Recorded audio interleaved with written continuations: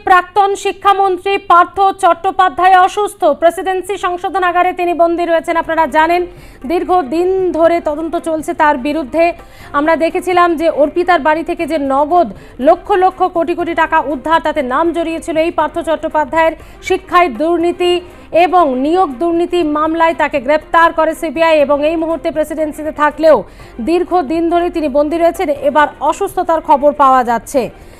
প্রাক্তন শিক্ষামন্ত্রী পার্থ চট্টোপাধ্যায় অসুস্থ, তার পা ফুলেছে এবং পা ফোলার সঙ্গে সঙ্গে শরীরে আরও কিছু অসুস্থতা দেখা দিয়েছে।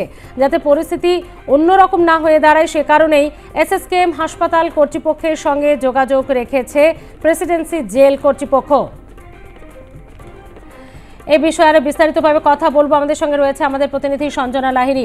সঞ্জনা, প্রেসিডেন্সি জেল কর্তৃপক্ষ কি জানাচ্ছে, কি হয়েছে পার্থ চট্টোপাধ্যায়?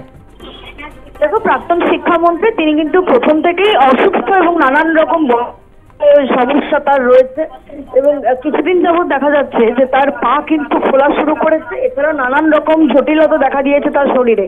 যদিও তিনি কিন্তু রীতিমতো ডাক্তারের যে ডায়েট রয়েছে বা যে রুটিন রয়েছে সেই রুটিনের মধ্যেই থাকেন, তবুও তার দেখা যাচ্ছে বেশ কিছু সমস্যা দেখা দিয়েছে।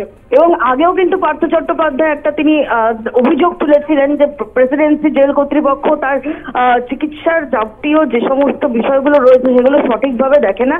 এমনকি শুধু তাই না, সঠিকভাবে তাকে সঠিক সময় ওষুধ বা নিত্যদিনের যে ওষুধগুলো সেগুলো কিন্তু দেওয়া হয় না, এমনটা কিন্তু তিনি অভিযোগ তুলেছিলেন। কিন্তু সেই জায়গা থেকে দেখতে গেলে তার কিন্তু পরবর্তীকালে আবারও বিভিন্ন শারীরিক পরীক্ষা নিরীক্ষা হয়, কিন্তু কিছুদিন যাবত দেখা যাচ্ছে তার বিভিন্ন রকমের শারীরিক অসুস্থতা রয়েছে। তিনি কিন্তু তার সেন্সলেস হয়ে যাওয়া বা তার অজ্ঞান হয়ে যাওয়া, মাথা ঘোরা, এই ধরনের সমস্যাকে তিনি ভুগছেন। সঙ্গে রয়েছে তার পা ফোলা, যেটা অন্যতম কারণ। তার পায়ে ব্যথাও রয়েছে যথেষ্ট পরিমাণে, তিনি হাঁটতেও পারছেন না।